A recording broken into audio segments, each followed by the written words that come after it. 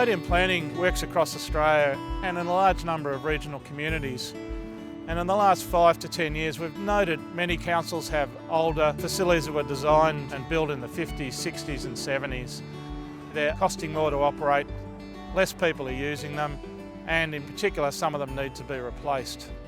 It's a really tough decision as a council to decide to fix up something you've got or in fact start to look to the future. In the case of the City of Greater Bendigo, Council made a decision to invest in a new indoor aquatic centre.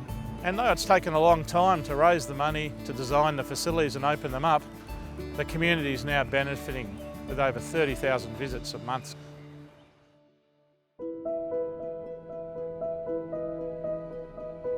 The City of Greater Bendigo is located about 2 hours northwest of Melbourne. It's in the middle of the Heritage National Park and it services really the whole region in terms of being the largest population for a couple of hundred kilometres. So we provide a lot of services to our neighbouring municipalities. This facility itself has been about 10 years in the making. It started with a community plan back in 2009, and since that time we've worked together to establish what is really one of the jewels in the crown as far as this community is concerned. Through the process, we've been really blessed that we've had a lot of really good help. We've had Otium planning with Mike King supporting us through the business planning. We've had Peddle Thorp Architects doing the design, and we're really starting to see that transferring into a facility that's really well loved. It was quite a tight budget, given the componentry and functional areas that we had to design. The savings were made through the simple building form and through the structure. Because of that, we were able to get almost as much function into the building when compared to a larger, higher budget building.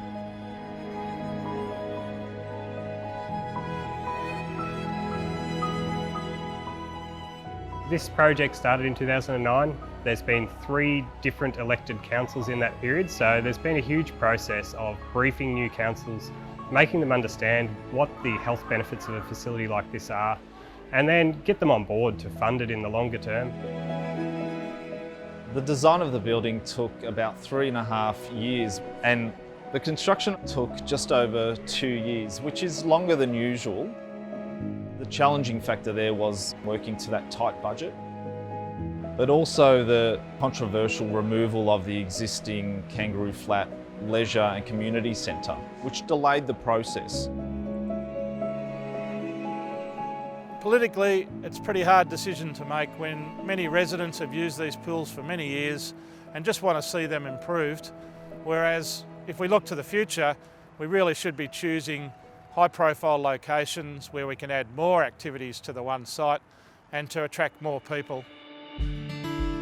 Leading up to the launch, we obviously marketed and promoted the centres through our foundation memberships, which were an amazing response from the local community who were really looking forward to their new aquatic centre.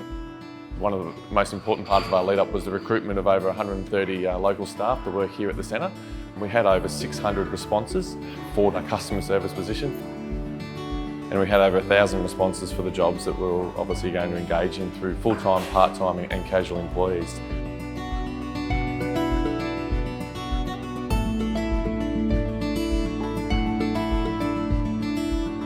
I am delighted to declare Gurri Wanyarra Wellbeing Centre officially open.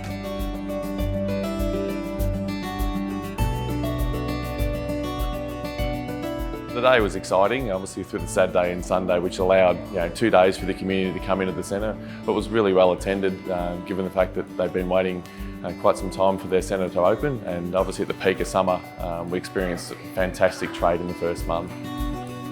The initial feel from the community were they were just blown away with the look and feel of the centre and how modern it was.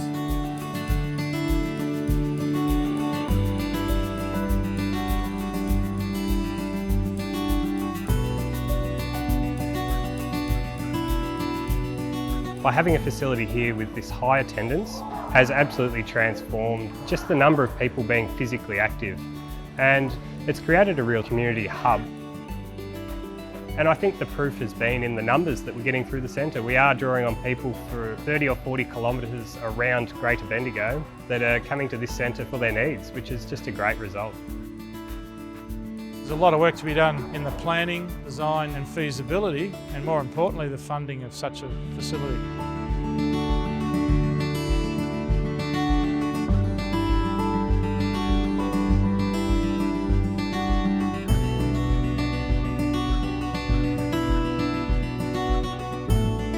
So that's seen a really amazing result for this size regional community where more than $20 million has come from alternative sources than the ratepayer.